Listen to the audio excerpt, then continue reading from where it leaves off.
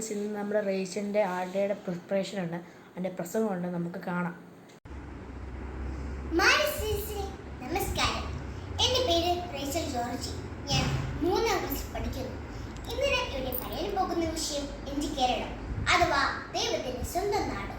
മലകളും പുഴകളും പാടങ്ങളും നിറഞ്ഞ സുന്ദരമായ നാടാണ് എൻ്റെ കേരളം. ഇന്ത്യയുടെ തെക്കു പടിഞ്ഞാറൻ മേഖലയിലാണ് കേരളം സ്ഥിതി ചെയ്യുന്നത്. 1956 നവംബർ 1-നാണ് കേരളം രൂപം കൊണ്ടത്. കേരളത്തിന്റെ തലസ്ഥാനം തിരുവനന്തപുരമാണ്. മലയാളമാണ് കേരളത്തിന്റെ മാതൃഭാഷ. കേരളത്തിന്റെ ദേശീയ മൃഗം ആനയാണ്. ദേശീയ പുഷ്പം കണിക്കൊന്നയുമാണ്. ദേശീയ വൃക്ഷം തെങ്ങാണ്. ദേശീയ ഉത്സവം ഓണമാണ്. കേരളത്തിൽ 14 ജില്ലകളാണ് ഉള്ളത്. അതിൽ ഇടുക്കി വലിയ ജില്ലയും ആലപ്പുഴ ചെറിയ ജില്ലയുമാണ്. 44 നദികളും 30-ൽ-അധികം കായലുകളും കൊണ്ട് അതിമനോഹരമാണ് നമ്മുടെ കൊച്ചു കേരളം. കേരളത്തിന്റെ തനതായ കലകളാണ് കഥകളിയും മോഹിനിയാട്ടവും.